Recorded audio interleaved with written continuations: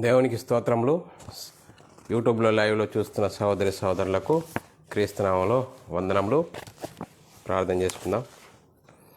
పరలోకమందున్న మా తండ్రి, నీ ప్రియకుమారుడు యేసుక్రీస్తునామంలో కృతజ్ఞతాస్తుతులు స్తోత్రం చెల్లించుకుంటున్నాం నాయన. ఇంతవరకు సజీవులుగా ఉంచి ఉదయకాల సమయంలో నీ సన్నిధిలో చేరే గొప్ప ధన్యత భాగ్యం అనుగ్రహించినందుకు స్తోత్రాలు. ఉదయకాల సమయంలో నీ వాక్యంతో మరి వాక్యాన్ని బోధిస్తుండగా మరి నీ వాక్యం ద్వారా మరి నీ చిత్తాన్ని మాకు బయలుపరచండి. నీ ఇష్టాన్ని నెరవేర్చే విడుదలగా అవుటకు నీ వాక్యానికి భయపడి లోబడి జీవించి నీకు మహిమ తెచ్చేవారంగా, నీకు ఘనత తెచ్చేవారంగా ఉండే ధన్యత గొప్ప భాగ్యం మాకు అనుగ్రహిస్తున్నందుకు కృతజ్ఞతాస్తుతులు స్తోత్రం చెల్లించుకుంటున్నాం నాయన.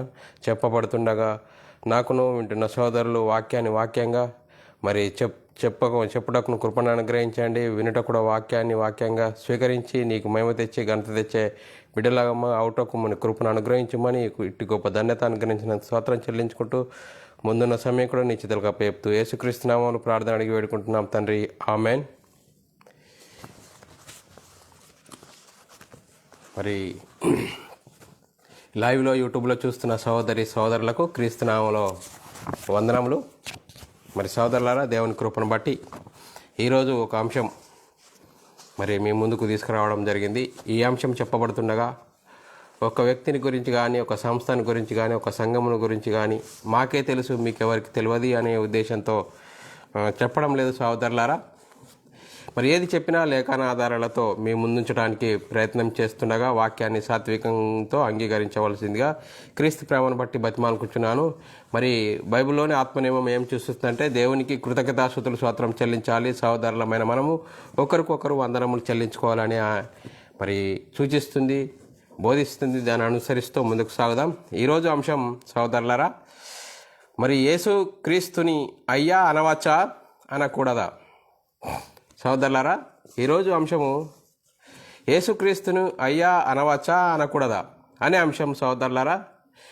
మరి ఈ అంశం గురించి మరి ప్రామాణిక గ్రంథం అని చెప్పుకుంటున్న బైబిల్ను మనము ప్రామాణిక గ్రంథము అంటే రుజువులతో కూడిన గ్రంథము అని. మరి రుజువులతో కూడిన గ్రంథము ఏం చెప్తుందో దానిని మనం అనుసరిస్తూ ముందుకు సాగుదాం సహోదరులారా. మరి ప్రారంభం నుంచి తప్పు తర్వాత తప్పు మరి జరుగుతూ వస్తుంది. దాన్ని అనుసరిస్తూ అందరూ మనము ముందుకు సాగడం జరిగింది. మరి లేఖనాలు మరి అలా చెప్పడము, లేఖనాలు సమర్థిస్తలేవా అనేది పరిశీలన చేస్తూ మరి ముందుకు సాగుదాం. మరి లేఖనాలు మరిని చూసి మనము అనుసరిస్తూ ముందుకు సాగుదాం.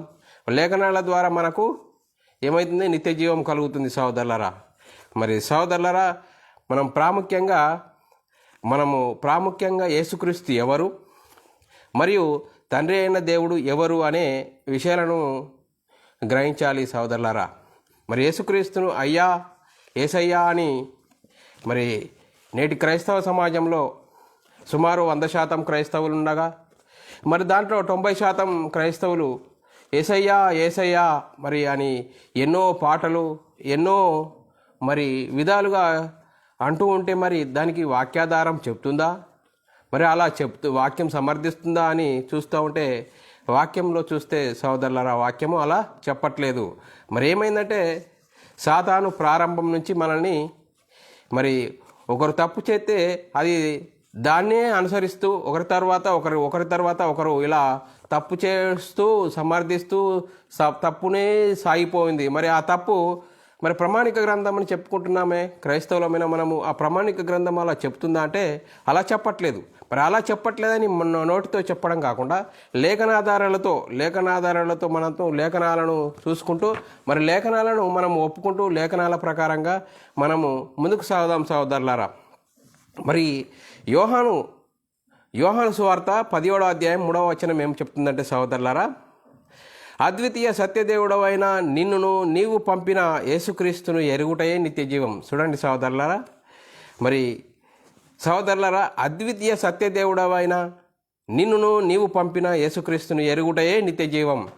చూడండి సహోదరులారా, కాబట్టి యేసుక్రీస్తు ఎవరు, మరి అద్వితీయ దేవుడు ఎవరు అని ప్రాముఖ్యంగా విషయాలు మనము తెలుసుకోకపోతే మనం నిత్య జీవమే లేదు అని వాక్యం చెప్తుంది సోదరులారా. మరి అద్వితీయ సత్యదేవుడవైన నిన్నును నీవు పంపిన యేసుక్రీస్తుని ఎరుగుటే నిత్య జీవము సోదరులారా. మరి ఈరోజు చాలామంది తెలిసి కొంతమంది, తెలియక కొంతమంది మరి ఎన్నో పాటలు, వేల పాటలు ఏసయ్యా ఏసయ్యా, మరి ప్రతి ఒక్క పాటలు మరి ఏసయ్యా అని ఉండడం అది గమనార్హం. అందుకే చూడండి సోదరులారా, మరి ఇలా వాక్యం చెప్తుందా అంటే వాక్యం కాడికి వస్తే మనం వాస్తవం అనేది బయటపడుతుంది సోదరులారా. మరి మన మీద ముఖం మీద మడత ఉన్నప్పుడు, ఏదైనా ఉన్నప్పుడు మనం ఎక్కడికి వెళ్తాం సోదరులారా? అద్దం కాడికి వెళ్తాం. అద్దం కాడికి వెళ్ళే వరకులే మనలో ఉన్న మరి ముఖం మీద ఉన్న మచ్చ, అది ఏదైనా డాగు ఉన్నప్పుడు ఏమవుతుందంటే మన ప్రతిబింబం కనబడుతుంది కాబట్టి దాన్ని సరి చేసుకుంటాం. మరి ఇప్పుడు క్రైస్తవులమైన మనకు వాక్యము మనకు ప్రతిబింబం. వాక్యం ద్వారా మనము సరి చేసుకోవాలి. వాక్యం మనల్ని సూచిస్తుంది. వాక్యాన్ని చూసి వాక్యాన్ని ఒప్పుకోవాలి. వాక్యాన్ని మరి అర్థం చేసుకొని మనం జీవించాలి మన బ్రతుకులో సోదరులారా. నేను పట్టిన కుందేలకు 3 కళ్ళని ఎప్పుడు మనం వాదించద్దు. అది వాదించడం అనేది క్రైస్తవ సమాజంలో జరుగుతుంది కాబట్టి వాక్యం అలా చెప్తుందా లేదా అనేది మనం చూసుకోవాలి సోదరులారా. మరి అద్వితీయ సత్యదేవుడవైన నీవు పంపిన యేసుక్రీస్తుని ఎరుగుటే నిత్య జీవము సోదరులారా. మరి అంత గొప్ప మాటలు మనం మరి ఎరగకపోతే నిత్య జీవం లేదంటుంది సోదరులారా. యేసుక్రీస్తు ఎవరు, మరి అద్వితీయ సత్యదేవుడు ఎవరు అనే ప్రాముఖ్యమైన విషయాలను మనం తెలుసుకోకపోతే మనకు నిత్య జీవం లేదని మరి వాక్యం చెప్తుంది సోదరులారా. మరి వాక్యాన్ని మనం అనుసరిస్తూ ముందుకు సాగుదాం సోదరులా. అలాగే 1 యోహాను పత్రిక 4వ అధ్యాయం 15వ వచనం ఏం చెప్తుందంటే, యేసు దేవుని కుమారుడని ఎవడు ఒప్పుకొనునో వానిలో దేవుడు నిలిచి ఉన్నాడు, వాడు దేవుని యందు ఉన్నాడు సోదరులారా. చూడండి సోదరులారా, యేసుక్రీస్తు దేవుని కుమారుడని ఒప్పుకొని వానిలో దేవుడు నిలిచి ఉన్నాడు, వాడు దేవుని యందున్నాడు. చూడండి సోదరులారా, ఎలా ఒప్పుకోవాలట? యేసుక్రీస్తు దేవుని కుమారుడని ఒప్పుకోవాలి. ఒప్పుకుంటే వానిలో దేవుడు నిలిచి ఉండును, వాడు దేవుని యందున్నాడు సోదరులారా. కొంతమంది మరి సోదరులారా తెలుసో తెలియకనో మరి యేసుక్రీస్తును ఏసయ్యా మరి నాయనా తండ్రి అని మరి చెప్పడం జరుగుతుంది సోదరులారా. మరి ఏసయ్యా అని అంటుర్రు. మరి ఎన్నో పాటలు నాయనా తండ్రి బాపు అని పర్యాయ పదాలు సోదరులారా ఇలా ఉంటాయి సోదరులారా. మరి ఎలా అంటారు? యేసుక్రీస్తును తండ్రి అయిన దేవుడే యేసుక్రీస్తుగా వచ్చాడు, యేసుక్రీస్తుగా వచ్చి మరి యేసుక్రీస్తుగా వచ్చాడు అంటారు సోదరులారా. ఇక్కడ ఏమని చెప్తుంది వాక్యము? యేసుక్రీస్తుగా ఒప్పుకోవాలి. తండ్రి అయిన దేవుడిగా ఒప్పుకుంటేనే మనకు నిత్య జీవం అంటుంది. మరి అదే ప్రాముఖ్యమైనదాన్ని మనం తెలుసుకోలేకపోతే ఏమవుతుంది? నిత్య జీవం ఉండదని చెప్తుంది సోదరులారా. వాక్యం ఎంత చక్కగా చెప్తుంది. వాక్యంకు లోబడదాం, భయపడదాం సోదరులారా. మరి ఎన్నో పాటలు ఏసయ్యా ఏసయ్యా ఏసయ్యా, 1000 పాటలు ఉన్నాయి సోదరులారా. మరి ఇన్ని 1000 పాటలు ఉండగా మరి ఇది మరి అసత్యం ఎలా అవుతుంది అని అనుకోవచ్చు. మరి వాక్యమే చెప్తుంది. వాక్యం కాడ మనం అందరము వాక్యం కాడ నువ్వు పెద్దోడివి నువ్వు చిన్నోడివి అనేది ఉండదు. వాక్యము సరి ఎత్తుంది మనిషిని. మనం వాక్యంకు లోబడాలి, భయపడాలి సోదరులారా. మరి 1 యోహాను రాసిన పత్రిక 5వ అధ్యాయం 5వ వచనం ఏం చెప్తుంది చూడండి సోదరులారా. యేసు దేవుని కుమారుడు అని నమ్మువాడు తప్ప లోకమును జయించువాడు మరి ఎవడు? చూడండి సోదరులారా ఎలా ఉంటుంది? యేసు దేవుని కుమారుడని నమ్మువాడు తప్ప లోకమును జయించువాడు ఎవడు మరి ఎవడు?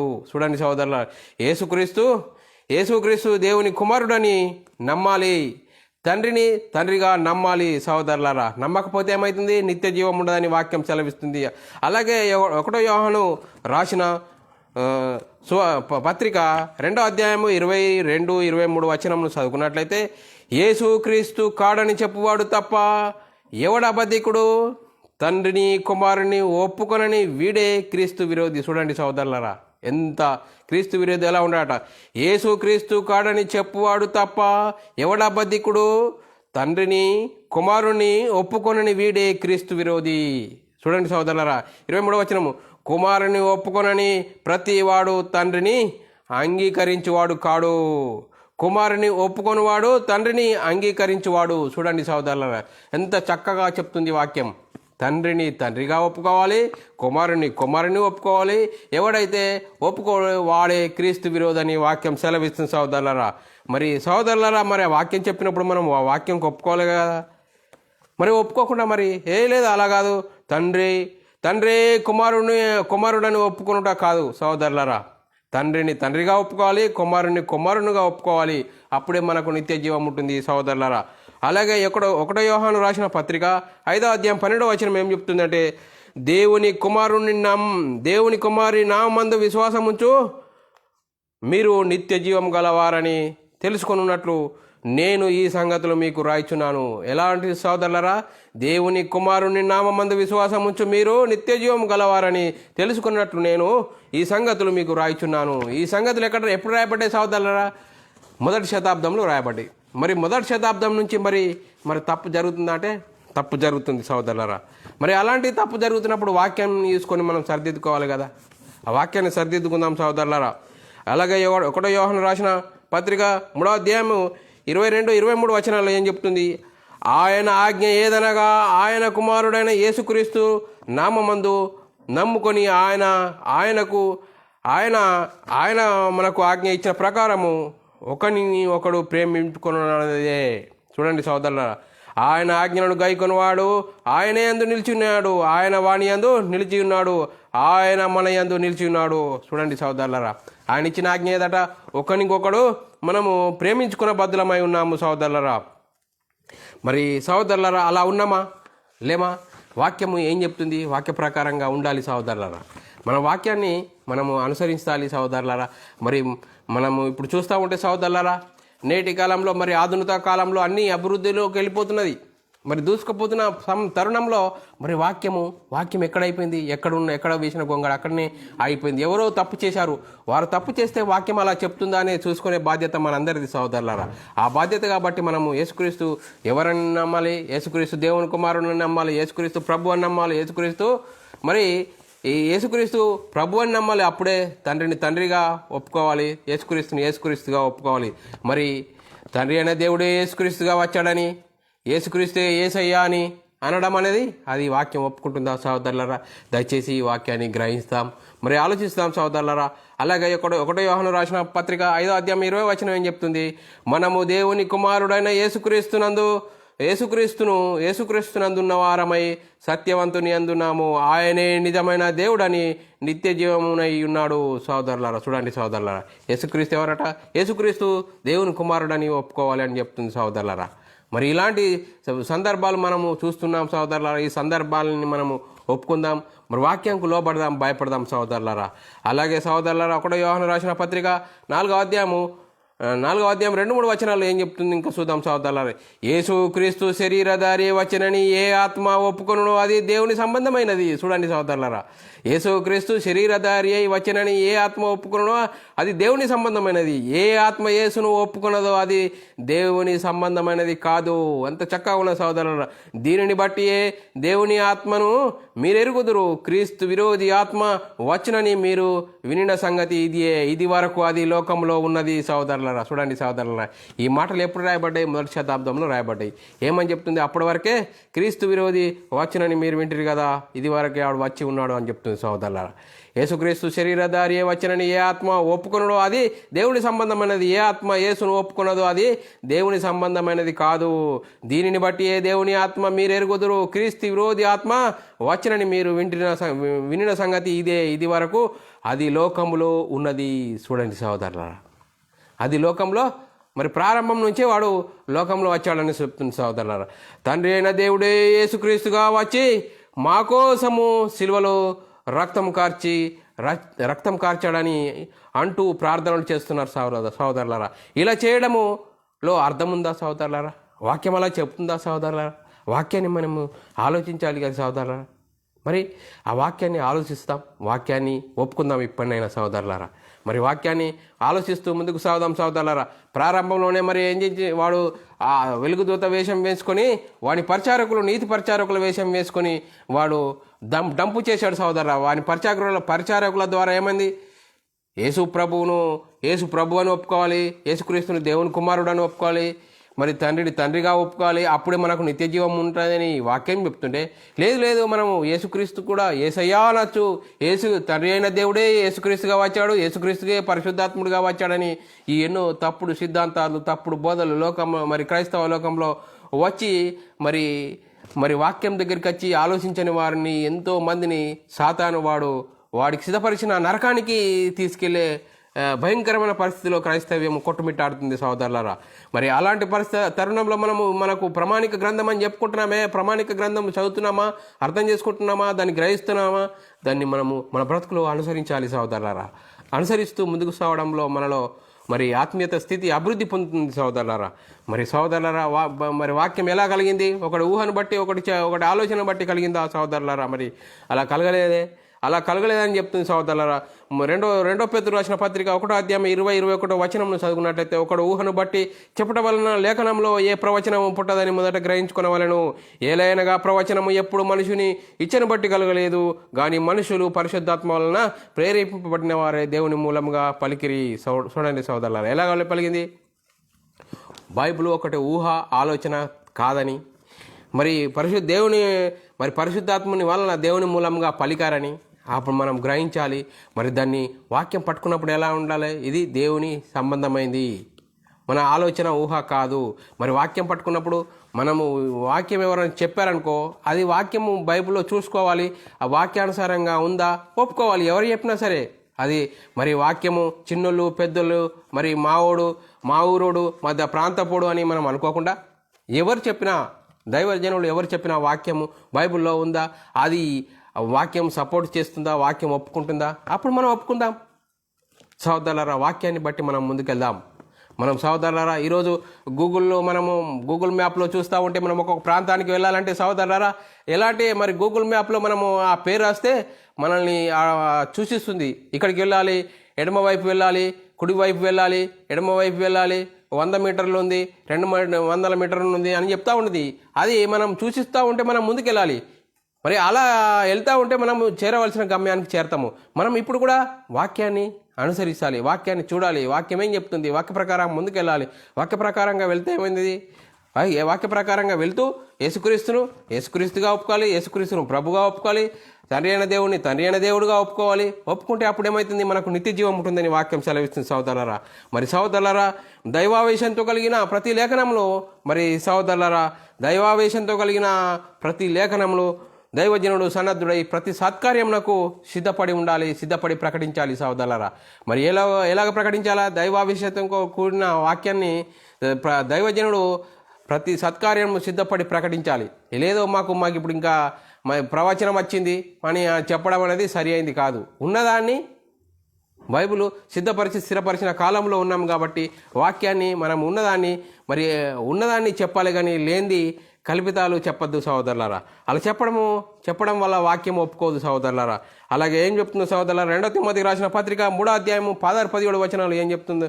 దైవజనుడు సన్నద్ధుడై ప్రతి సత్కార్యమునకు పూర్ణంగా సిద్ధపడి ఉంటున్నట్లు దైవావేశం వలన కలిగిన ప్రతి లేఖనమును ఉపదేశించుటకును, ఖండించుటకు, తప్పుదిద్దుటకు, నీతి యందు శిక్ష చేయుటకును ప్రయోజనకరమై ఉన్నది. చూడండి సహోదరులారా, దైవావేశంతో కలిగిన లేఖనం ఎలా ఉండాలా? దైవావేశంతో కలిగిన లేఖనమును మరి ప్రకటించుటకు సిద్ధపడి ఉండాలి దైవజనుడు సహోదరులారా. మరి ఏదో మనకు మరి ప్రవచనం నాకు వచ్చింది అని చెప్పడం అనేది సరి అయింది కాదని వాక్యం చెప్తుంది సహోదరులారా. మరి ఎలాంటి స్థితిలో ఉన్నాం సహోదరులారా? ఇకనైనా మనము మేలుకోవాలి సహోదరులారా. వాక్యంను బట్టి మేలుకోవాలి, వాక్యాన్ని ఒప్పుకోవాలి, వాక్య ప్రకారంగా జీవించాలి. రేపేమి సంభవిస్తుందో నీకు తెలియదు, నాకు తెలియదు, ఇంతలో కనబడి అంతలో మాయమైపోయే పరిస్థితులలో ఉన్నాం సహోదరులారా. మరి యేసుక్రీస్తు చూడండి సహోదరులారా, యేసుక్రీస్తు తండ్రికి ప్రార్థన చేసిన సందర్భం చూద్దాం సహోదరులారా. యేసుక్రీస్తు తండ్రికి ప్రార్థన చేశాడు సహోదరులారా. 1 యోహాను రాసిన సువార్త 10వ అధ్యాయం 6-7 వచనాల్లో చూద్దాం సహోదరులారా. లోకము నుండి నీవు నాకు అనుగ్రహించిన మనుషులను నీ నామమందు ప్రత్యక్షపరిచితిని. వారు నీ వారై ఉండిరి, నీవు వారిని నాకు అనుగ్రహించితివి. వారు నీ వాక్యమును గైకొని ఉన్నారు. నీవు నాకు అనుగ్రహించిన మాటలు నేను వారికి ఇచ్చియున్నాను. వారు ఆ మాటలు అంగీకరించి నేను నీ యొద్ద నుండి బయలుదేరి వచ్చి తినని నిజముగా ఎరిగి. చూడండి సోదరులారా, ఎలా నేను నీ యొద్ద నుండి బయలుదేరి వచ్చి తినని నిజముగా ఎరిగి నీవు నన్ను పంపితివని నమ్మిరి గనుక నీవు నాకు అనుగ్రహించినవన్నీ నీ వలనే కలిగినవని వారిప్పుడు ఎరిగి ఉన్నారు. చూడండి సహోదరులారా, యేసుక్రీస్తు ఎక్కడి నుంచి వచ్చాడట? యేసుక్రీస్తు తండ్రి యొద్ద నుండి వచ్చాడని నిజముగా ఎరగాల. ఎరిగినప్పుడు సహోదరులారా, ఎరిగినప్పుడు ఎలా ఉంటుందట? నిజముగా ఎరిగినప్పుడు నన్ను పంపితివని నమ్మిరి గనుక నీవు నాకు అనుగ్రహించినవన్నీ నీ వలన కలిగినవన్నీ వారిప్పుడు ఎరిగి ఉన్నారు. చూడండి సహోదరులారా, యేసుక్రీస్తుని ఎలా ఎరగాలట? యేసును మరి సహోదరులారా, చూడండి సహోదరులారా, యేసుక్రీస్తు ఎక్కడి నుండి వచ్చాడు? యేసుక్రీస్తు దేవుని యొద్ద నుండి వచ్చాడని నిజముగా ఎరగాలి సహోదరులారా. యేసుక్రీస్తు దేవుని యొద్ద నుండి వచ్చాడని నిజముగా ఎరగాలి. మరి యేసుక్రీస్తు దేవుని కుమారుడు, యేసుక్రీస్తు ప్రభు అని ఒప్పుకోవాలి అని వాక్యం సెలవిస్తుంది సహోదరులారా. మరి యేసును నమ్మండి. మరి ఈరోజు సువార్త ఎలా చెప్తున్నారండి? యేసును నమ్మండి, కానీ ఆయన తండ్రిని నమ్మండి. యేసును నమ్మండి కానీ ఆయనే తండ్రి అయిన దేవుడే యేసుక్రీస్తుగా వచ్చాడని నమ్మండి అంటున్నారు సహోదరులారా. యేసుక్రీస్తును ఎరుగుటే నిత్య జీవం అని వాక్యం చెప్తుంది సహోదరులారా. యేసుక్రీస్తును ఎరుగుటే నిత్య జీవం. తండ్రిని తండ్రిగా ఎరగాలి, మరి కుమారునిగా ఎరగాలని మరి వాక్యం చెప్తుంది సహోదరులారా. మరి సహోదరులారా, సాతాను మొదటి శతాబ్దంలో సహోదరులారా ఇవన్నిటినీ పరిచారకులను మరి గలిబిలి చేసి వాక్యాన్ని అంతా గలిబిలి చేసి మరి పరిశుద్ధాత్మని వాక్యాన్ని కలిపి చేర్పి అందరినీ వాడికి సిద్ధపరిచిన పాతాళానికి మరి నడిపిస్తున్నాడు సహోదరులారా. అది కరెక్టేనా కాదా అనేది మన వాక్యాన్ని బట్టి మనం చూసుకుంటూ పోవాలి సహోదరులారా. అలాగే యోహాను సువార్త 10వ అధ్యాయం 3వ వచనము, అద్వితీయ సత్య దేవుడు అయిన నీవు పంపిన యేసుక్రీస్తుని ఎరుగుటే నిత్య జీవము. సహోదరులారా, ఎలా ఎరగాలట సహోదరులారా? అద్వితీయ సత్య దేవుడు అయిన నీవు పంపిన యేసుక్రీస్తును ఎరుగుటే నిత్య జీవము. మన నిత్య జీవంకి వెళ్ళాలంటే సహోదరులారా యేసుక్రీస్తుగా ఎరగాలి. తండ్రి అయిన దేవుడిగా ఎరగాలి సహోదరులారా. మనం ఒక గమ్యానికి ఒక ప్రాంతానికి వెళ్ళాలంటే మనము వెళ్ళవలసిన మార్గంలో మనం 4 రస్తాలు వచ్చినప్పుడు సహోదరులారా, 4 మార్గాలు వచ్చినప్పుడు మనము వెళ్ళవలసిన మార్గం మనకు తెలిసి ఉండాలి. వెళ్ళవలసిన మార్గం తెలిసి ఉంటేనే మనము చేరవలసిన గమ్యాన్ని చేరుతాం సహోదరులారా. మరి యేసుక్రీస్తు ఏమంటుండు సహోదరులారా? నేనే మార్గమును నేనే జీవమును అంటుండు సహోదరులారా. యేసుక్రీస్తు ఎలా? నేనే మార్గమును నేనే జీవమును. మరి సహోదరులారా, నేనే జీవమును నేనే మార్గమును నేనే సత్యమును జీవమునై ఉన్నాడని చెప్తుంది సహోదరులారా. యోహాను సువార్త 14వ అధ్యాయము 6వ వచనము ఏమంటుండు సహోదరులారా? యేసు నేనే మార్గమును సత్యమును జీవమును, నా ద్వారా తప్ప ఎవడు తండ్రి యొద్దకు రాడు. సహోదరులారా, చూడండి సహోదరులారా, యేసుక్రీస్తే మార్గము జీవము, ఆయన ద్వారా తప్ప తండ్రి యొద్దకు ఎవడు రాలేడు అని చెప్తుంది సహోదరులారా. మరి వాక్యం ఇంత చక్కగా చెప్తున్నామని వాక్యాన్ని ఒప్పుకోవాలా సహోదరులారా? యేసుక్రీస్తుని ఎవరైనా ఒప్పుకోవాలా? యేసుక్రీస్తు దేవుని కుమారుడు, యేసుక్రీస్తు ప్రభు. మరి ఏ వాక్యం సెలవిస్తుంది సహోదరులారా?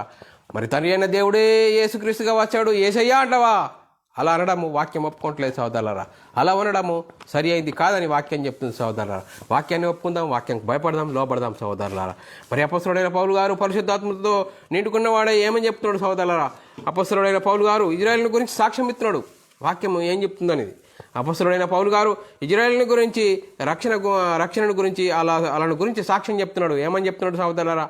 మరి వాక్యము ఒప్పుకోవాలి, వాక్యంకు భయపడాలని ఏమని చెప్తున్నాడు అపొస్తలుడైన పౌలు గారు? రోమిలకు రాసిన పత్రిక 10వ అధ్యాయం 1 నుంచి 3 వచనాలు సహోదరులారా చదువుకుందాం. సహోదరులారా, ఇజ్రాయేలీలు రక్షణ పొందవలనని నా హృదయాభిలాషయు వారి విషయమై నేను దేవునికి చేయు ప్రార్థన అయి ఉన్నది. చూడండి సహోదరులారా, వారు దేవుని యందు ఆసక్తి గలవారు వారిని గురించి సాక్ష్యం ఇచ్చుచున్నాను. ఆయనను వారి ఆసక్తి జ్ఞానానుసారమైనది కాదు. చూడండి సహోదరులారా, వారి ఆసక్తి ఏమైందట? జ్ఞానానుసారమైనది కాదట. మరి వారు ఏం చేశారు? ఏలైనగా వారు దేవుని నీతి నేర్గక తమ స్వనీతిని పూనుకొని దేవుని నీతికి లోపడలేదు. చూడండి సహోదరులారా, చూడండి ఇజ్రాయేలుల గురించి పౌలు గారు ఏం చెప్తున్నాడు? వాళ్ళని గురించి సాక్ష్యం చెప్తున్నాడు. వాళ్ళు రక్షింపబడాలి, వాళ్ళు రక్షింపబడాలనే వాళ్ళ పౌలు గారి హృదయాభిలాషనట. వారి హృదయాభిలాష. కానీ ఏమైందట? వారి ఆసక్తి జ్ఞానానుసారమైనది కాదట సహోదరులారా. ఈరోజు క్రైస్తవ సమాజంలో మరి ఎంతోమంది క్రైస్తవులు ఉంటున్నామే, మెజార్టీ పీపుల్ అని అంటున్నామే. మరి మెజార్టీ పీపుల్ అయినా మనము మరి వాక్యం ఏం చెప్తుంది? యేసుక్రీస్తుగా ఎరగాలంటుంది, తండ్రిగా ఎరగాలంటుంది, అప్పుడే నిత్య జీవము. మరి ఆ వాక్యం అలా చెప్తున్నప్పుడు మేము ఇలా అంటే సాతాను సంబంధులు, సాతాను మరి తన పరిచారకులు నీతి పరిచారకుల వేషం వేసుకొని ఏసయ్యా ఏసయ్యా అని ఎన్నో పాటలు మరి ఉర్రుతో లొంగించే పరిస్థితుల్లో ఉన్నాం. ఏసయ్యా ఏసయ్యా తండ్రి అయిన దేవుడే యేసుక్రీస్తుగా వచ్చాడు అని చెప్పడం ఇది భావ్యమా సహోదరులారా? దయచేసి వాక్యాన్ని ఆలోచించండి. వాక్యాన్ని మరి ఒప్పుకుందాం, భయపడదాం సహోదరులారా. ఇకనైనా మనం వాక్యం ఒప్పుకుంటూ మనం ముందుకు సాగుదాం సహోదరులారా. మరి సహోదరులారా, మనము ఇలా వాక్యం చెప్తుందా అంటే వాక్యాన్ని ఒప్పుకుందాం సహోదరులారా. మరి ఎలాంటి పరిస్థితిలో ఉన్నాం సహోదరులారా? ఆ పరిస్థితి మనము మరి అలాంటి పరిస్థితిలో ఉండడము భావ్యమా? చూడండి సహోదరులారా. మరి సహోదరులారా, యేసుక్రీస్తు శిష్యులు యేసుక్రీస్తు శిష్యులతో ఉన్నప్పుడు అసలు మరి నన్ను గురించి ప్రజలు ఏమనుకుంటున్నారు అని వాకప్ చేశాడు సహోదరులారా. నన్ను గురించి ప్రజలు ఏమనుకుంటున్నారు అని అన్నప్పుడు మీరు కూడా నన్ను గురించి ఏమనుకుంటున్నారు అని అన్నప్పుడు యేసుక్రీస్తు మరి సహోదరులారా, మత్తయి సువార్త 16వ అధ్యాయం 13 నుంచి 19వ వచనాల వరకు చదువుకుందాం సహోదరులారా. యేసు ఫిలిప్పీదైన కైసరియా ప్రాంతంలోకి వచ్చినప్పుడు మనుష్య కుమారుడు ఎవడని జనులు చెప్పుకొనిచున్నారని తన శిష్యులను అడగగా వారు కొందరు బాప్తీసమిచ్చి యోహాననియో, కొందరు ఏలియా అనియో, కొందరు ఇర్మియా అనియో, లేక ప్రవక్తలలో ఒకడని చెప్పుకొనిచున్నారని అందుకు మీరైతే నేను ఎవడనని చెప్పుకొనిచున్నారని వారిని అడిగాను. అందుకు సిమోను పేతురు, నీవు సజీవుడవైన దేవుని కుమారుడవైన క్రీస్తు అని చెప్పాను.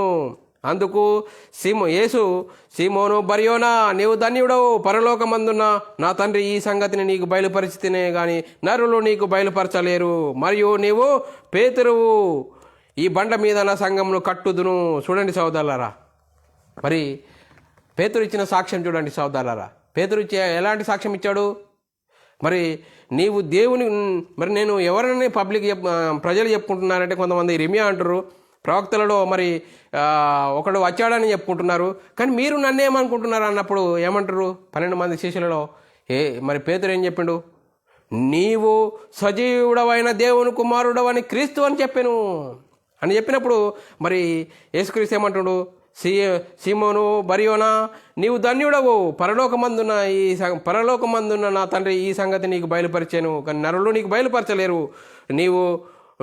నీవు పేతురువు, బండ మీద నా సంఘంను కట్టుదును. అంటే మరి సహోదరులారా, యేసు ఎలాంటి సాక్ష్యం మీద మరి బండ మీద సంఘం కడదామంటున్నాడు?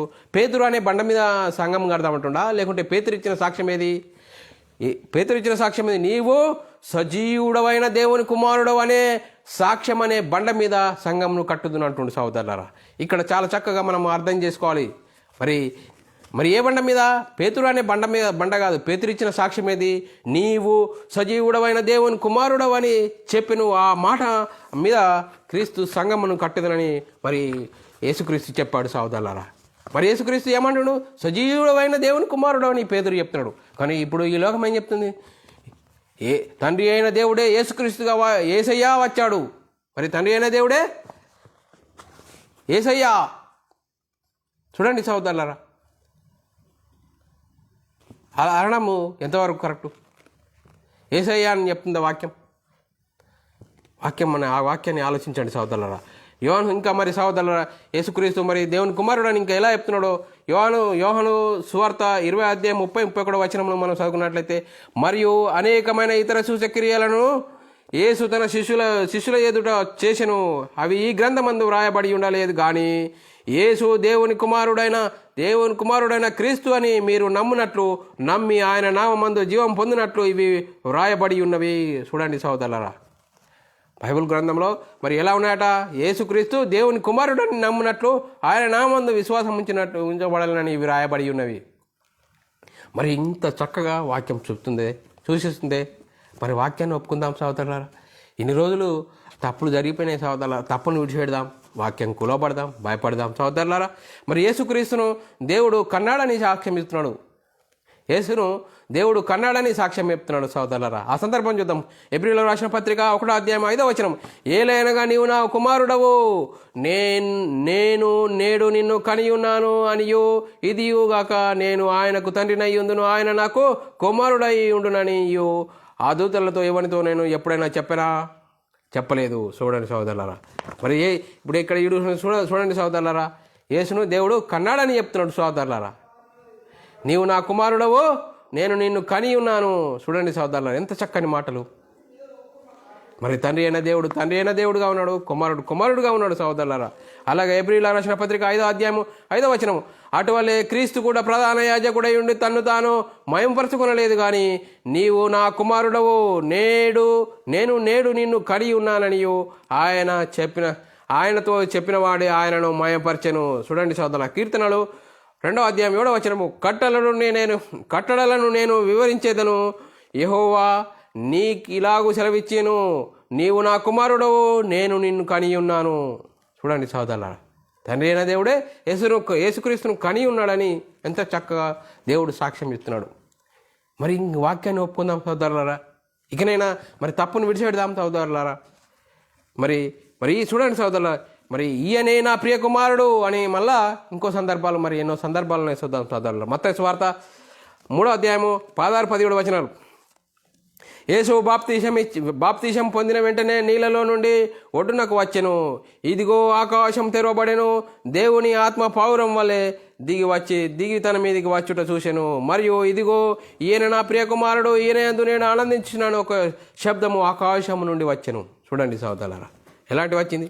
ఆకాశం నుండి ఈయన నా ప్రియ కుమారుడు అని దేవుడు మరి చెప్పాడని చెప్తున్నాడు. చూడాలి సోదరులారా, ఆకాశం నుండి ఈయన నా ప్రియ కుమారుడు. మరి చూడండి వాక్యం ఇంత చక్కగా చెప్తున్నాడు. తండ్రి అనే దేవుడే యేసుక్రీస్తుగా వచ్చాడు, ఆ యేసునే యేసయ్యా అనడము ఇది భావ్యమా? ఇది వాక్యం ఒప్పుకుంటుందా? మరి అలా ఒప్పుకోవట్లేదు లేదే. మరి ఇక్కడైనా మనం వాక్యంకి లోపడదాం సోదరుల. మత్తయి సువార్త 17వ అధ్యాయం 5వ వచనం, అతడు ఇంకను మాటలాడుచుండగా ఇదిగో ప్రకాశమానమైన యొక్క మేఘము వారిని కమ్మెను. ఇదిగో ఈయన నా ప్రియ కుమారుడు, ఈయన యందు నేను ఆనందించుచున్నానని ఈయన మాట వినుడి. చూడండి సోదరులారా, మరి చూడండి ఈ సందర్భము. మరి శిష్యులకు చెప్తున్నాడు, మీరు మాటలు ఎప్పుడు కాదు, ఈయన మాట వినుండి, మీరు ఎప్పుడు కాదు. ఈయన నా ప్రియ కుమారుడు, ఈయన యందు నేను ఆనందించుచున్నాను. చూడండి సోదరులారా, వాక్యంకు లోపడదాం, భయపడదాం. ఇకనైనా సోదరులారా, వాక్యం ఎంత చక్కగా చెప్తున్నది. మరి సోదరులారా, సాతాను వాక్యంను కలిపి చెరిపి తండ్రి అయిన దేవుడే యేసుక్రీస్తుగా వచ్చాడు అని మరి అసత్యాన్ని సంఘాలలో ప్రకటించడము. చూడండి సోదరులు, ఎంత భయంకరమైన పరిస్థితి. మనమే క్రైస్తవులము, మనకే పరలోకమని మరి సాతాను వాడు ఎంతమందిని గలిబిలి చేస్తూ మరి మనమే అంటున్న సోదరుల, పరలోకము మనకే అని ఒక భ్రమలో నడిపిస్తున్న పరిస్థితి. మరి వాక్యం ఏం చెప్తుంది? వాక్యం అలా చెప్తుందా? యేసయ్యా అని అంటుందా? మరి యేసుక్రీస్తుగా ఒప్పుకోవాలి, యేసుక్రీస్తు దేవుని కుమారుడుగా ఒప్పుకోవాలి, యేసుక్రీస్తు ప్రభువును ఒప్పుకోవాలి, తండ్రి అయిన దేవుడిగా ఒప్పుకున్నప్పుడు మనకు నిత్య జీవమని వాక్యం సెలవిస్తుంది సోదరులారా. మరి అలా ఒప్పుకోవాలా అద్దా? ఒప్పుకుందాం ఇకనైనా సోదరులారా. మరి ఇప్పుడు సంఘాలలో మరి ఎంత గలిబిలి సోదరులారా. వాక్యం చెప్తున్నా వాక్యంకు లోబడని పరిస్థితి. మా పాస్టర్ అన్నాడు, మా సంఘ పెద్ద అన్నాడు, ఆయన అన్నాడు, ఎన్నో తరాలు అనుకుంటా వచ్చిరు, మీరు అనద్దు అంటున్నారు ఏంది? వాక్యము అలా చెప్పట్లేదు సోదరులారా. వాక్యం అలా చెప్పట్లేదు. వాక్యంకు లోబడదాం, వాక్యంకు భయపడదాం సోదరులారా. అపొస్తలుడైన పౌలు గారు మరి ఏం చెప్తున్నాడు? అపొస్తల కార్యము 20వ అధ్యాయము 29-30 వచనాలు సోదరులారా. మరి సంఘం గురించి మరి ఏం చెప్తున్నాడు చూద్దాం సార్. నేను వెళ్ళిపోయిన తర్వాత క్రూరమైన తోడేలు ప్రవేశించుననియు నాకు తెలియను, వారు మందను కనికరింపరు, మరియు శిష్యులను తమ వెంట ఈడ్చుకొని పోవాలనని వంకర మాటలు పలుకు మనుషులు మీలో నుండి బయలుదేరుదురు. చూడండి సోదరులారా, సంఘంలో ఎలాంటి పరిస్థితిలో ఏర్పడతాయని పౌలు గారు చెప్తున్నారు. నేను వెళ్ళిపోయిన తర్వాత క్రూరమైన తోడేలు ప్రవేశించును, నాకు తెలియనని వారు మందను కనికరింపరు, మరియు శిష్యులు తమ వెంటను ఈడ్చుకుని పోవాలని వంకర మాటలు పలుకు మనుషులు మీలో నుండే బయలుదేరు. చూడండి సోదరులారా, ఈరోజు సంఘాలలో ఎన్ని వంకర మాటలు. వాక్యంకు లోబడదామన్న ఆలోచన ఉందా? లేదు. వాక్యంకు భయపడాలా, లోబడాలా వాక్యంకు సోదరులారా. వాక్యానికి కంటే ఎవరు పెద్దలు లేరు. వాక్యంకు లోబడదాం సోదరులారా. మరి పౌలు గారు ఎంత చూడండి సోదరులారా, మందను కనికరించారట సోదరులారా. మంద అంటే ఎవరు సోదరులారా? సంఘం. మరి తోడేళ్ళు అంటే సోదరులారా ఈరోజు తప్పుడు బోధకులు మరి సోదరులారా, వారు ఏం చేస్తారట? వంకర మాటలు పలుకుతారట సోదరులారా. వాళ్ళు ఎక్కడి నుండి వస్తారట? ఎక్కడి నుంచో రారు, మనలో నుండి బయలుదేరుతారట సహోదరులారా. అలాంటి భయంకరమైన పరిస్థితి సహోదరులారా. చూడండి, యేసుక్రీస్తు ఈ లోకమునకు మరి రాకముందు సహోదరులారా, మరి పరలోకంలో ఎందరున్నారు సహోదరులారా? పరలోకంలో 3 ఉన్నారని వాక్యం సెలవిస్తుంది సహోదరులారా. యెషయా గ్రంథం 48:16 వచనం చదువుకుంటే సహోదరులారా, ఆది నుండి నేను రహస్యంగా మాట్లాడిన వాడను కాను, అది పుట్టినది మొదలుకొని నేను అక్కడ నున్నవాడను, ఇప్పుడును యెహోవా ఆయన ఆత్మయు నన్ను పంపెను. చూడండి సహోదరులారా, పరలోకంలో యేసుక్రీస్తు ఈ లోకానికి రాకముందు ఎవరున్నారు? తండ్రి అయిన దేవుడు ఉన్నాడు, యేసుక్రీస్తు ఉన్నాడు, పరిశుద్ధాత్ముడు ఉన్నాడు. ఆ పరిశుద్ధాత్ముడు ఉన్నప్పుడు ఆయనను మరి ఎవరు పంపారని చెప్తుంది వాక్యము. ఆది నుండి నేను రహస్యంగా మాట్లాడవాడను కాను, అది పుట్టిన కాలం మొదలుకొని నేను అక్కడ నున్నవాడను, ఇప్పుడు యెహోవాయు ఆయన ఆత్మయు నన్ను పంపెను. మరి యేసుక్రీస్తు మా 3 ఉన్న పరలోకంలో 3 ఉంటే యేసుక్రీస్తు మరి భూమి మీదకి వచ్చినప్పుడు ఎంతరు ఉంటారు? ఇంకిద్దరు ఉంటారు సహోదరులారా. యేసుక్రీస్తు ఈ లోకానికి వస్తే మరి పరలోకంలో ఎందరు ఉంటారు సహోదరులారా? బైబిల్ చెప్తుందంటే 2 ఉంటారని బైబిల్ చెప్తుంది సహోదరులారా. అలాగే సహోదరులారా, మరి వాక్యానికి భయపడదాము. యోహాను సువార్త 15:26 వచనము ఏం చెప్తుందో చదువుకుందాం సహోదరులారా. తండ్రి యొద్ద నుండి మీ యొద్దకు నేను పంపబడిన ఆదరణకర్తను, అనగా తండ్రి యొద్ద నుండి బయలుదేరి సత్యస్వరూపి అయిన ఆత్మను వచ్చినప్పుడు ఆయన నన్ను గురించి సాక్ష్యం ఇచ్చును. చూడండి సహోదరులారా, మరి యేసుక్రీస్తు మరి భూలోకానికి వచ్చి తన పనిని సంపూర్తి చేసి పరలోకానికి వెళ్ళినప్పుడు మరి పరలోకంలో ఉన్న పరిశుద్ధాత్ముడు వచ్చి ఏం చెప్తాడట? ఆయన నా గురించి చెప్తాడు అని చెప్తున్నాడు సహోదరులారా. సత్యస్వరూపి అయిన ఆత్మ వచ్చినప్పుడు ఆయన నన్ను గురించి సాక్ష్యం ఇచ్చును. చూడండి సహోదరులారా, ముగ్గురుగా ఉన్నారు. తండ్రి అయిన దేవుడుగా ఉన్నాడు, పరిశుద్ధాత్ముడుగా ఉన్నాడు, యేసుక్రీస్తుగా ఉన్నాడు. మరి ఇంత చక్కగా వాక్యం చెప్తున్నాడు. మరి ఈ వాక్యాన్ని ఒప్పుకుందామా? మనుషులు కల్పించిన పద్ధతులు దేవోపదేశములుగా మరి ఈరోజు మరి కల్పించిన పద్ధతులు చూద్దామా? తండ్రి అయిన దేవుడే యేసుక్రీస్తుగా వచ్చాడు. ఆ యేసుక్రీస్తు యేసయ్యా. మరి యేసయ్యా అనడం ఇలా భావ్యమా? వాక్యం ఒప్పుకుంటుందా? దయచేసి సహోదరులారా ఆలోచించండి. మరి సహోదరులారా, ఇంకా వాక్యాన్ని ఇంకా ముందుకు సాగుదాం. ఎఫెసీయులకు రాసిన పత్రిక 4:6-7 వచనాలు. శరీరం ఒక్కటే, ఆత్మయు ఒక్కటే, ఆ ప్రకారమే మీ పిలుపు విషయమైన ఒక్కటే నిరీక్షణ యందుండుటకు పిలువబడితిరి. ప్రభు ఒక్కడే, విశ్వాసం ఒక్కటే, బాప్తీసం ఒక్కటే, అందరికీ తండ్రి అయిన దేవుడు ఒక్కడే. చూడండి సహోదరులారా, ఎంత చక్కగా చెప్తుంది. శరీరం అనగా సహోదరులారా సంఘము, ఆత్మ అనగా పరిశుద్ధాత్ముడు సహోదరులారా, ప్రభు అనగా యేసుక్రీస్తు ప్రభు సహోదరులారా. అందరికీ తండ్రి అయిన దేవుడు ఒక్కడే. అంటే మనందరి ఆత్మలకు కన్న తండ్రి అయిన దేవుడు ఒక్కడే. మరి సహోదరులారా, యేసుక్రీస్తు ఆత్మ సహోదరులారా, మనం కూడా ఆత్మలమే. చూడండి సహోదరులారా, మనందరి ఆత్మలకు కన్న తండ్రి అయిన దేవుడు ఒక్కడే సహోదరులారా. మరి యేసుక్రీస్తు ఆత్మ, మరి యేసుక్రీస్తు శరీరం ధరించుకొని ఏమవుతాడు? యేసుక్రీస్తు శరీరం ధరించుకొని దావీదు సంతానంగాను మృతుల నుండి పునరుద్ధానుడైనందున పరిశుద్ధాత్మను బట్టి దేవుని కుమారుడుగా ప్రభావంతో నిరూపించుకున్నాడు. అప్పుడు యేసుక్రీస్తు ప్రభుగా మరి పిలువబడ్డాడు సహోదరులారా. చూడండి సహోదరులారా, వాక్యం ఎంత చక్కగా చెప్తున్నది. మరి యేసుక్రీస్తు ప్రభు అని ఒప్పుకోవాలి సహోదరులారా. మరి చూడండి సహోదరులారా, మరి ఏప్రిల్లో రాసిన పత్రిక 12:9-10 వచనాలు ఏం చెప్తుందో. మరియు శరీర సంబంధమైన తండ్రులు మనకు శిక్షకులై ఉండిరి, వారి యందు భయభక్తులు కలిగి ఉంటిమి. అట్లయితే ఆత్మలకు తండ్రి అయిన వానికి మరీ ఎక్కువగా లోబడలేను కదా. వారు కొన్ని దినముల మట్టుకు తమకిష్టం వచ్చినట్లు మనలను శిక్షించిరి, కానీ మనము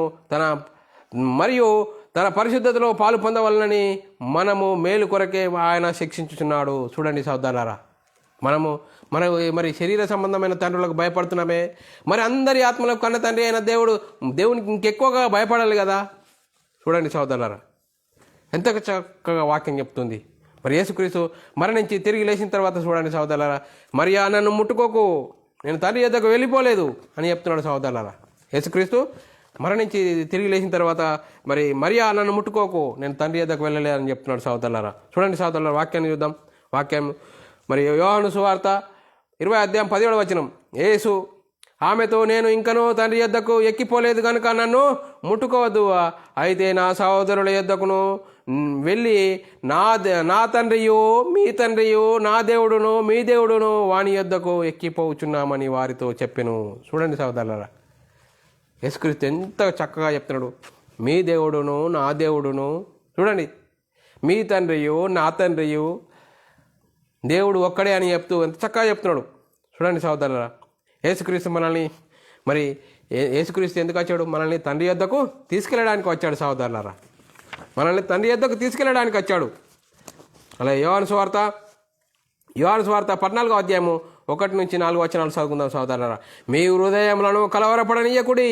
చూడండి సహోదరులారా, మీ హృదయములను కలవరపడనీయకుడి. దేవుని యందు విశ్వాసముంచుడి, నా యందు విశ్వాసముంచుడి. నా తండ్రి ఇంట అనేక నివాసములు కలవు. లేని ఎడల మీతో చెప్పుదురు. మీకు స్థలం సిద్ధపరచ వెళ్ళుచున్నాను. నేను వెళ్ళి మీకు స్థలం సిద్ధపరచిన ఎడల నేను స్థలంలో మీరును ఉండులాగా మరలా వచ్చిన నా యొద్ద నుండుటకు మిమ్మును తీసుకొని వెళ్ళేదను. నేను వెళ్ళుచున్నాను. స్థలమునకు మార్గము మీకు తెలియలేదని చెప్పాను. చూడండి సహోదరులారా, మరి మనల్ని తండ్రి యొద్దకు తీసుకెళ్ళడానికి యేసుక్రీస్తు వచ్చాడని, ఆ యేసుక్రీస్తును మనం ఏమన్నామలా? యేసుక్రీస్తు దేవుని కుమారుడు, యేసుక్రీస్తు ప్రభువు, యేసుక్రీస్తు ప్రభు అని ఒప్పుకోవాలి సహోదరులారా. యేసుక్రీస్తును ప్రభు అని ఒప్పుకోవాలని వాక్యం చెప్తుంది సహోదరా. యేసుక్రీస్తును యేసయ్య అంటావా? ఇకనైనా సహోదరుడా, దయచేసి వాక్యంకు లోపడదాం, భయపడదాం. మరి ఎవరో చెప్పారని, ఎవరో అన్నారని, మా సంఘమంతా అంటుందని, నీకు మనల్ని నడిపించేది ఏంది? పరలోకానికి నడిపించేది వాక్యం సహోదరులారా. వాక్యంకు లోపడదాం, భయపడదాం. పరిశుద్ధాత్ముని బోధకు భయపడదాం, లోపడదాం. పరిశుద్ధాత్ముని బోధ ఏం చెప్తుంది? యేసుక్రీస్తును యేసయ్య అనమంటుందా?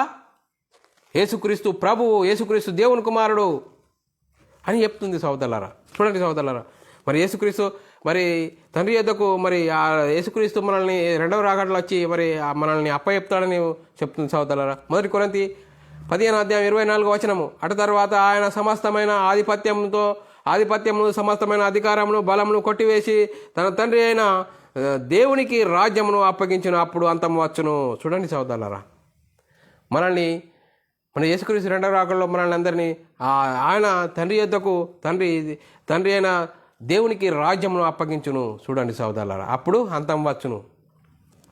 సహోదరులారా, ఈరోజు మరి ఇంత చక్కగా వాక్యం చెప్తున్నా, ఈ రోజులో ఎలాంటి సువార్త జరుగుతుంది? మా దేవుణ్ణి నమ్మండి, యేసయ్యని నమ్మండి. చూడండి సహోదరులారా, ఈరోజు ఎలాంటి సువార్త జరుగుతుంది? మా దేవుణ్ణి నమ్మండి, యేసయ్యని నమ్మండి. ఇలా చెప్పడము వాక్యము మరి సమర్థిస్తుందా సహోదరులారా? ఒకసారి ఆలోచించండి. మరి యేసుక్రీస్తుని ఎవరైనా నమ్మాలని చెప్తుంది? యేసుక్రీస్తును ప్రభు అని నమ్మాలని చెప్తుంది. యేసుక్రీస్తు దేవుని కుమారుడు అని చెప్పాలని చెప్తుంది. తండ్రి అయిన దేవునిగా నమ్మాలని చెప్తుంది. అప్పుడు మనకు నిత్య జీవం అని వాక్యం చెప్తుంది సహోదరులారా. వాక్యాన్ని ఒప్పుకుందామా సహోదరులారా? లేఖనాల కంటే గొప్పవారు ఎవరైనా ఉన్నారా సహోదరులారా? ఎవరు లేరే. లేఖనాలను మనం అనుసరిస్తాం సహోదరులారా. మరి లేఖనాలను ఒప్పుకుందాం. మరి యేసుక్రీస్తుని గురించి సహోదరులారా, మరి యేసుక్రీస్తు ఎవరు?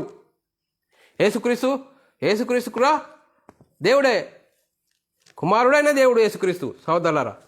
యేసుక్రీస్తు కుమారుడైన దేవుడు. మరి చూడండి సహోదరులారా, మరి తండ్రి అయిన దేవుడు ఉన్నాడు, కుమారుడైన దేవుడు యేసుక్రీస్తు ఉన్నాడు. మరి తండ్రి అయిన దేవుడుగా ఒప్పుకోవాలి, కుమారుడైన దేవుని కుమారుడుగా ఒప్పుకోవాలి, ప్రభువును ఒప్పుకోవాలి.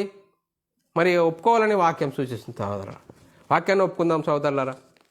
మరి ఎఫెసీయులకు రాసిన పత్రిక 1వ అధ్యాయం 17, 18, 19 వచనాలు చదువుకుందాం సహోదరులారా.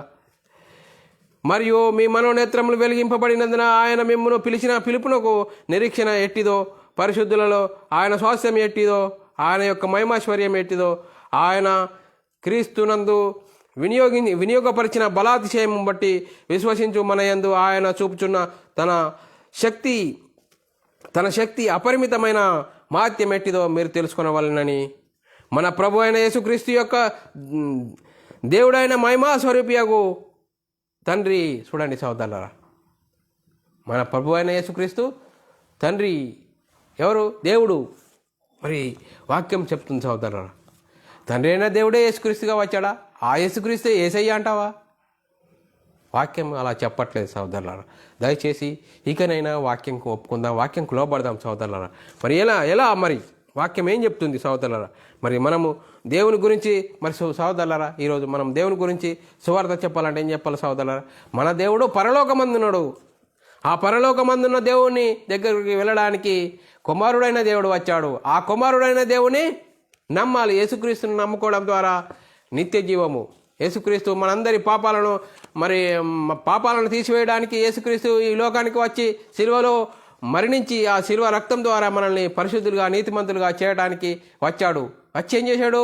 వచ్చి పరలోకంకి వచ్చి తండ్రి పనిని సంపూర్తి చేసి సిలువలో మరణించి సమాధి చేసి తిరిగి లేచి పరలోకానికి వెళ్ళి పరలోకంలో ఉన్న పరిశుద్ధాత్మని ద్వారా పంపించిన అపొస్తలుడు ఏం చెప్పారు? యేసుక్రీస్తు దేవుని కుమారుడు, యేసుక్రీస్తు ప్రభువు అని నమ్ముతేనే పరలోకము. చూడండి సోదరులారా, ఎంత చక్కటి వాక్యాధారాలు మన ముందున్న పరిశుద్ధాత్మని బోధను వ్యతిరేకించడము అది సబబా? అది న్యాయమా? ఆలోచించండి సోదరులారా. ప్రారంభంలో అపొస్తలుడు ఏం చెప్పారు ఇంకా యేసుక్రీస్తుని గురించి?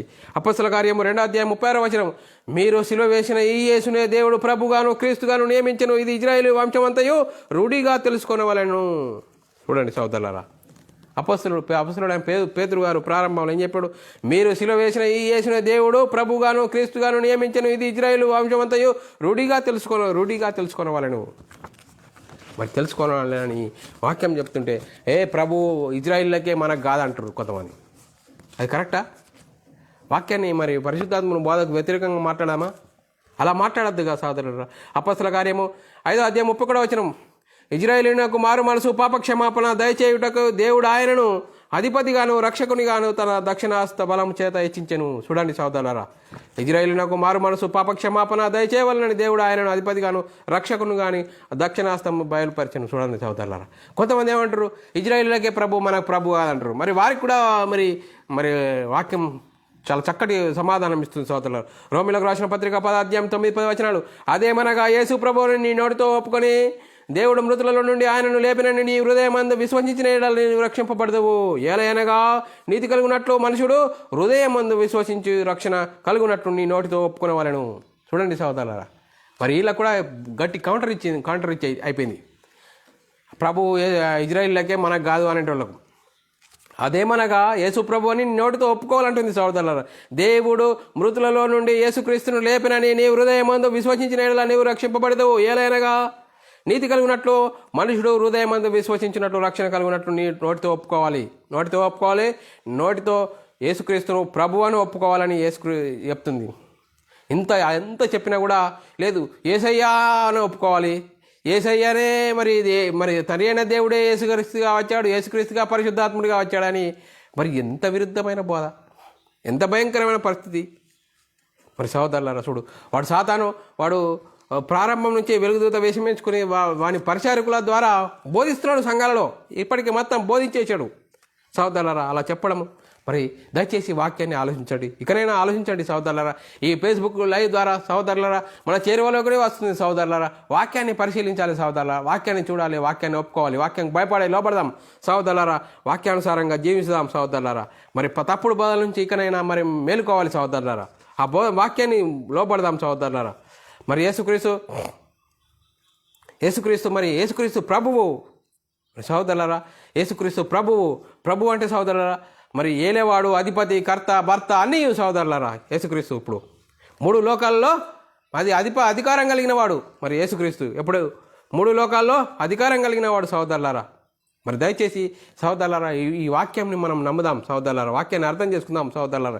యేసుక్రీస్తు మృతులలో నుండి లేచిన తర్వాత సోదరులారా నాకు సర్వాధికారం ఉన్నదని యేసుక్రీస్తు ప్రకటించుకున్నాడు. మత్తయి సువార్త 28:18 అయితే యేసు వారి యొద్దకు వచ్చి పరలోకమందును భూమి మీదను నాకు సర్వాధికారం ఇవ్వబడి ఉన్నది. చూడండి సోదరులారా, సర్వాధికారం ఇవ్వమది 3 లోకాలకు అధిపతి యేసుక్రీస్తు. ఫిలిప్పీయులకు రాసిన పత్రిక 2:9-10 అందుచేత పరలోకమందును పరలోకంలో ఉన్నవారిని కానీ భూమి మీద ఉన్నవారిని కానీ భూమి కింద ఉన్నవారిని కానీ ప్రతి మోకాలు యేసు నామమున వంగునట్లు ప్రతి వాని నాలుక తండ్రి అయిన దేవుని మహిమార్థమై యేసుక్రీస్తు ప్రభు అని ఒప్పుకున్నట్లు దేవుడు ఆయనను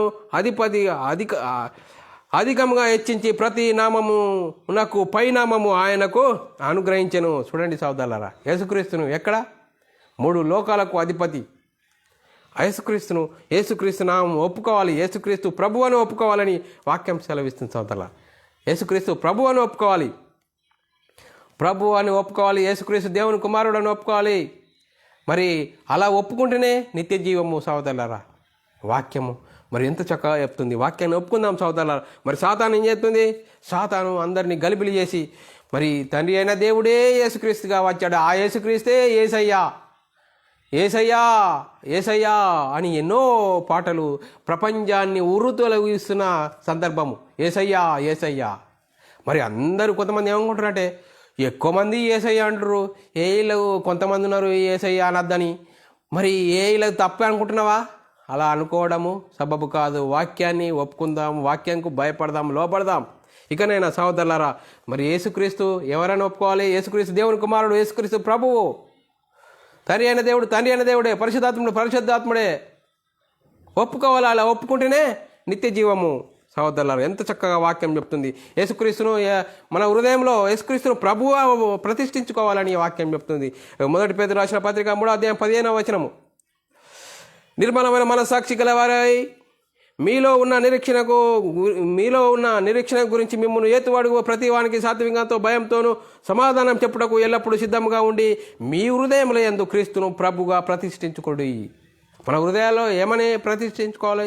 యేసుక్రీస్తును హృదయంలో యేసుక్రీస్తు ప్రభుగా ప్రతిష్ఠించుకోవాలని వాక్యం సెలవిస్తుంది సహోదరులారా. మరి చూడండి సహోదరులారా, అపొస్తల కార్యంలో మరి 10వ అధ్యాయం 36వ వచనంలో యేసుక్రీస్తు అందరికీ ప్రభు అని వాక్యం సెలవిస్తుంది సహోదరులారా. మరి దయ్యాలు ఏం చెప్తున్నాయి? దయ్యాలు కూడా యేసుక్రీస్తు దేవుని కుమారుడని సాక్ష్యం ఇస్తున్నాయి. చూడండి సహోదరులారా, దయ్యాలు కూడా యేసుక్రీస్తు దేవుని కుమారుడని సాక్ష్యం ఇస్తున్నాయి. మత్తయి సువార్త 8వ అధ్యాయం 29వ వచనం, వారు ఇదిగో దేవుని కుమారుడా, నీతో మాకేమి, కాలం రాకమునిపై మమ్మను బాధించుటకు ఇక్కడికి వచ్చితివా అని కేకలు వేసిరి. చూడండి సహోదరులారా. అలాగే మార్కు సువార్త మరి 5వ అధ్యాయం 7వ వచనం, యేసు సర్వోన్నతుని దేవుని కుమారుడా, నాతో నీకేమి, నన్ను బాధపరచకమని దేవుని పెరట నీకు ఆనబెట్టుకుంటున్నాను బిగ్గరగా కేకలు వేశాను. చూడండి సహోదరులారా. మరి దయ్యములు కూడా యేసుక్రీస్తుని గురించి సాక్ష్యం ఇస్తున్నాయి సహోదరులారా. మరి చూడండి సార్ వాక్యాన్ని ఆలోచించుదాం సహోదరులారా. లూకాసు వార్త 1వ అధ్యాయము 30వ వచనం, దేవదూతల గురించి చూడండి సహోదరులారా.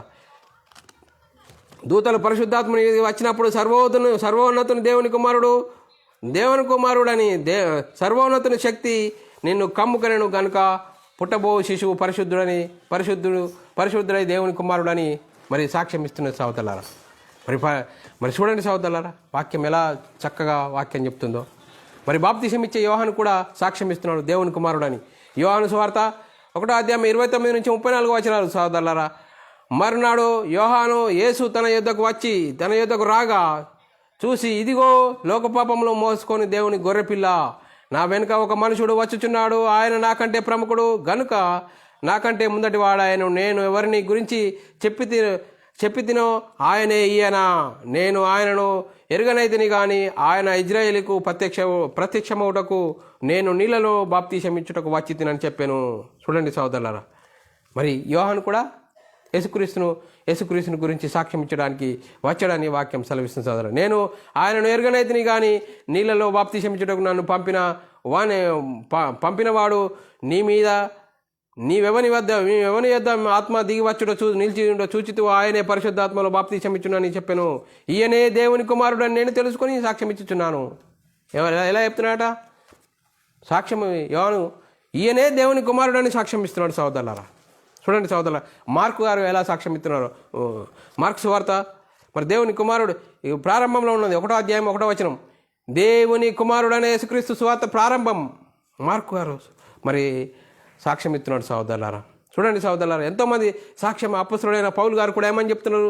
ఆయన కూడా అపొస్తల కార్యము 9వ అధ్యాయం 20వ వచనం, వెంటనే సమాజ మందిరంలో యేసు దేవుని కుమారుడని ఆయన గురించి ప్రకటించుచూ వచ్చాను. చూడండి పౌలు గారు కూడా యేసుక్రీస్తు దేవుని కుమారుడని ప్రకటించుచూ వచ్చాను. చూడండి సహోదరులారా. మరి శతాధిపతి కూడా మరి సాక్ష్యం ఇస్తున్నాడు సహోదరులారా. మత్తయి సువార్త 27వ అధ్యాయం 54వ వచనం, శతాధిపతి అతనితో కూడా యేసునకు కావలి ఉన్న వారు భూకంపం జరిగిన కార్యక్రమాలన్నింటిని చూసి మిక్కిలి భయపడి నిజముగా ఈయన దేవుని కుమారుడని చెప్పుకొనేది. చూడండి సహోదరులారా, శతాధిపతి కూడా ఈయన నిజముగా దేవుని కుమారుడని సాక్ష్యం ఇస్తున్నాడు సహోదరులారా. మరి ఇంతమంది సాక్ష్యాలు, ఇంతమంది వాస్తవాలు, మరి వాక్యం తప్ప? ఇకనైనా సహోదరులారా వాక్యంకు లోపడదాం, భయపడదాం. ప్రధాన యాజకుడు కూడా సాక్ష్యం ఇస్తున్నాడు. మత్తయి సువార్త 26వ అధ్యాయం 63వ వచనం, అందుకు ప్రధాన యాజకుడు ఆయనను చూసి, నీవు దేవుని కుమారుడమైన క్రీస్తు అయితే ఆ మాట మాతో చెప్పుమని జీవము గల దేవుని తోడని ఆనబెట్టుకొనిచున్నాను. అందుకు యేసు, నీవన్నట్లే నేను దేవుని కుమారుడనే అని కూడా యేసుక్రీస్తు సాక్ష్యం ఇచ్చాడు సహోదరులారా. మరి చూడండి సహోదరులారా, ఇంతమంది సాక్ష్యాలు మరి తప్ప. మరి బైబిల్లో యేసుక్రీస్తుని యేసయ్యా అని ఉంది కదా అని యోహాను సువార్తలో, మరి సమరయ స్త్రీ అంది కదా అని కొంతమంది అంటారు. మరి సమరయ స్త్రీ ఎప్పుడన్నది? యేసుక్రీస్తు అని తెలియనప్పుడు యేసయ్యా అన్నది. మరి యేసుక్రీస్తును తెలిసినాక ఈయన క్రీస్తు కాడా అని సాక్ష్యం ఇచ్చింది ఎంతోమందికి. చూడండి సహోదరులారా, మరి యేసుక్రీస్తును సార్ అంటే అయ్యా కదా, మరి గౌరవపదంగా అయ్యా అంటే ఏం తప్పు? మరి సహోదరులారా, వాక్యం పరిశుద్ధాత్మని బోధ అలా చెప్తుందా? అపొస్తలుడు ఎవరైనా మరి యేసుక్రీస్తు ఎప్పుడన్నా అయ్యా అని చెప్పిండా? మరి అపొస్తలుడు అన్నారు ఎక్కడన్నా యేసయ్యా అని? అపొస్తలుడు అనలేదు, యేసుక్రీస్తు అనలేదు, మరి పరిశుద్ధాత్మని బోధ అలా చెప్పట్లేదు. యేసుక్రీస్తును ఎవరైనా చెప్తుంది? యేసుక్రీస్తు దేవుని కుమారుడు, యేసుక్రీస్తు ప్రభువు. మరి తండ్రి అయిన దేవుడిగా ఒప్పుకోవాలి, పరిశుద్ధాత్మునిగా ఒప్పుకోవాలి. సహోదరులారా, మరి పరిశుద్ధాత్ముని బోధ బోధిస్తుంది ఎన్నో విధాలుగా వాక్య ఆధారాలతో మేము ముందుంచాం సహోదరులారా.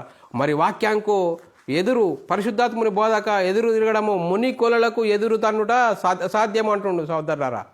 వాక్యంకు ఎదురు తిరగద్దు సహోదరులారా. మరి వాక్యంకు ఎదురు తిరిగితే ఏమవుతుంది? మరి సహోదరులారా, వాక్యంకు ఎదురు తిరగడం అనేది సరి అయింది కాదు. వాక్యం అలా చెప్పట్లేదు. వాక్యం ఏం చెప్తుందంటే యేసుక్రీస్తు దేవుని కుమారుడు, యేసుక్రీస్తు ప్రభువు. మరి యేసయ్యా అనడం అనేది సరి అయింది కాదని వాక్యం సూచిస్తుంది సహోదరులారా. దయచేసి ఇంకా ఎవరైనా సహోదరులారా ఇంతవరకు యేసయ్యా అని పాటలు విన్నా కానీ యేసయ్యా అనగానే మన మధ్యలోకి రావాలా?